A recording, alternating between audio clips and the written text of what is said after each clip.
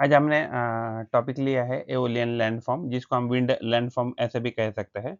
तो wind landform या aeolian landform क्या है कि जब भी मान लीजिए विंड जब फ्लो करेगा तो बहुत सारा सरफेसेस इरोड करेगा, इधर इरोड करेगा या क्या करेगा डिपॉजिट करेगा।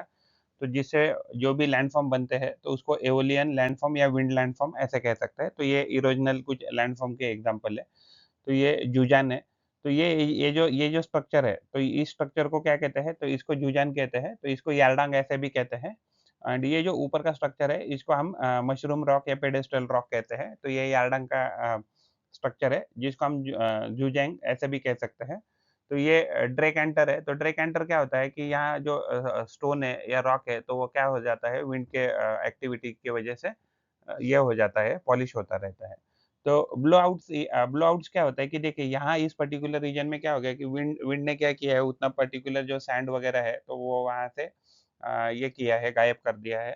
तो इसको ही ब्लोआउट कहते हैं। तो इंसेलबर्ग या इसको मोनाडनॉक ऐसे कहते हैं। तो एग्जैक्टली क्या है कि ये एक रॉक जो है हार्ड रॉक जो है वो बच गया है और जो भी सॉफ्ट रॉक था वो इरोड हो गया है और उसका वेदरिंग होके वो इरोड भी हो गया है। Over the period of time क्या हो गया कि ये जो हमारा सरफेस है लैंड सरफेस, तो इसके बीच में से जो सॉफ्ट रॉक की जो मिट्टी थी, तो वो रॉक वेदर्ड होके वो उड़ गया है और नीचे जो बचा है तो उसको हम डेजर्ट पेवमेंट ऐसे कह सकते हैं। तो विंड एओलियन लैंडफॉर्म ये हमारा टॉपिक है क्लास 5, 6, 7, 8, 9, 10, 11, 12 ज्योग्राफी सीबीएसई एनसीईआरटी के बोर्ड से हमने ये टॉपिक लिया है। तो जो एग्जैक्टली जो भी इरोजनल लैंडफॉर्म होता है, तो ये किससे होता है? तो डिफ्लेशन से होता है। तो डिफ्लेशन में क्या होता है कि मान लीजिए जो भी रॉक सरफेस है, तो उसके ऊपर जो भी लूज़ सैंड पार्टिकल है, सैंड हो या क्ले हो, तो वो क्या हो जाता है ओवर द पीरियड ऑफ उड़ जाते हैं। तो जिसकी वजह से क्या हो जाता है, तो ये डिफ्लेशन प्रोसेस है। तो जो भी लूज़ सैंड पार्टिकल्स या सॉइल पार्टिकल्स है, उड़ जाते हैं। तो यहाँ आप देखेंगे कि यहाँ बीच में से क्या हो गया, ये मिट्टी सारी उड़ गई, सिर्फ़ पत्थर बड़े-बड़े हार्ड रॉक बचे हैं।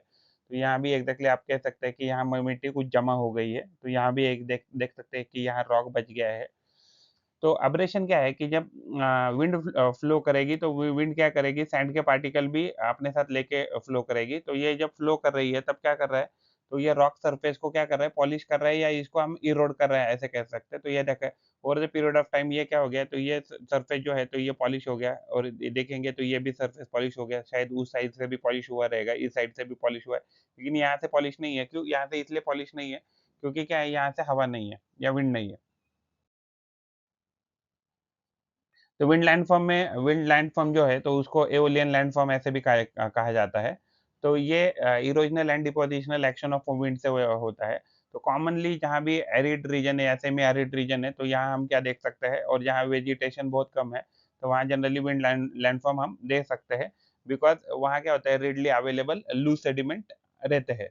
तो डिफ्लेशन क्या है? तो जब भी लूज़ या फाइन ग्रेन्ड पार्टिकल है, डस्ट है, सैंड है, तो वो सरफेस से जो है तो विंड की वजह से वो सरफेस से गायब हो जाते हैं या निकल जाते हैं या इरोड हो जाते हैं। तो अब्रेशन क्या है? Wearing down of surfaces through the grinding action of the wind born particles acting like a sandpaper. तो जो विंड पार्टिकल्स है उसके साथ सैंड के कह सकते हैं या फाइन ग्रेन्ड पार्टिकल हो सकते हैं डस्ट के या सैंड के। तो ये क्या करते हैं तो जो भी रॉक सरफेस है उसको पॉलिश करते रहते हैं लाइक अ सैंडपेपर, तो इसको एब्रेशन प्रोसेस कहते हैं।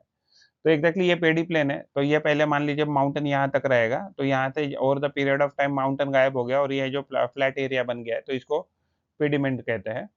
और ये अगर ये छोटे-छोटे पत्थर यहाँ देखेंगे, तो इसको हम पेडीमेंट कहेंगे और ये जो है, तो ये पेडी प्लेन बन जाएगा। ये टोटल एरिया पेडी प्लेन हो गया और ये अगर ये छोटे-छोटे जो पत्थर हैं, तो इसको हम पेडीमेंट कहते हैं।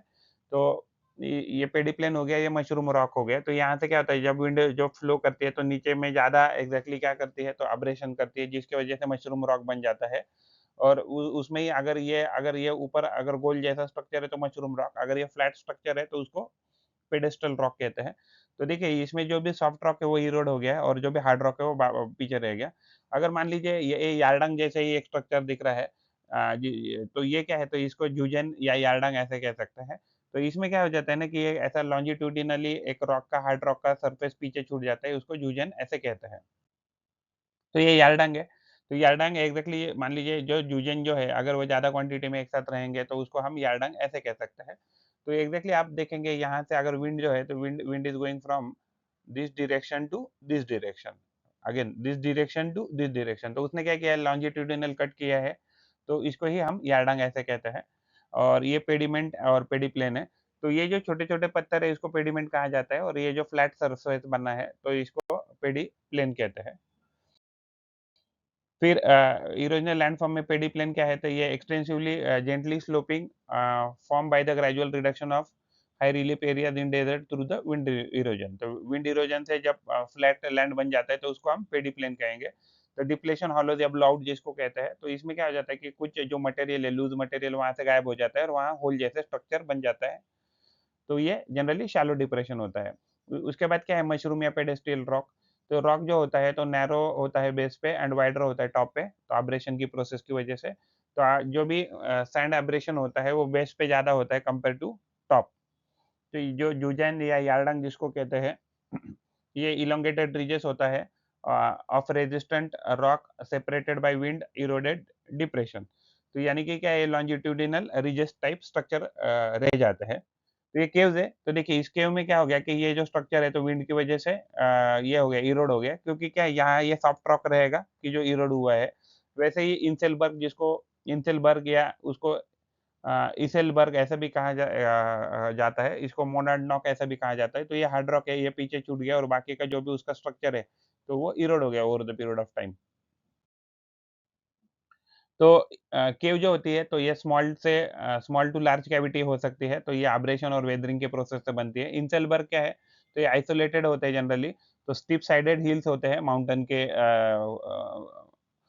एंड ये राइज करते हैं abruptly from the surrounding plain और जेंटली फ्रॉम द लोलैंड। तो लोलैंड से हमको अचानक से ऐसा लगेगा कि यहाँ के आगे है, तो बीच में ही माउंटेन दिखते हैं, उसको इंसेलबर्ग या मोनाडनॉक कैसे कहते हैं। जो सॉफ्ट रॉक होता है वो इरोड हो जाता है जल्दी और हार्ड रॉक पीछे छूट जाता है, तो इंसेलबर्ग स्ट्रक्चर बनता है। तो ये सैंड ड्यून है। अगर ये एक पर्टिकुलर एक छोटा-सा ही देखेंगे पोर्शन तो इसको सैंड ड्यून कहेंगे, लेकिन ऐसे बहुत सारे अगर सैंड ड्यून एक साथ रहेंगे तो उसको अर्ग ऐसे कहेंगे। तो इसके बाद लोएसिस है, तो लोएसिस में क्या होता है, मिट्टी उड़-उड़ के एक फ्लैट सरफेस बनाती है जिसको लोएसिस ऐसे कहते हैं। और रिपल जैसे हम सी बीच पे देखे रहेंगे तो विंड के फॉर्मेशन से ये रिपल जैसे स्ट्रक्चर बनते हैं, ये स्मॉल रिजेस बने हैं, तो इसको रिपल्स ऐसे कहते हैं। तो ये बारचन है, तो मान लीजिए यहाँ कुछ रॉक वगैरह है और विंड का फ्लो यहाँ से इस डायरेक्शन में, फ्रॉम दिस डायरेक्शन से दिस डायरेक्शन, और मान लीजिए यहाँ कुछ रॉक है। तो ये क्या बना, एक पैराबोलिक स्ट्रक्चर जो है, तो यहाँ बन गया, तो इसको बारचन ऐसे कहते हैं। अगर मान लीजिए पैराबोलिक है तो बारचन कहते हैं, और मान लीजिए ये लॉन्जिट्यूडिनल भी हो सकता है और ये ट्रांसवर्स भी हो सकता है, बारचन एंड सेफ।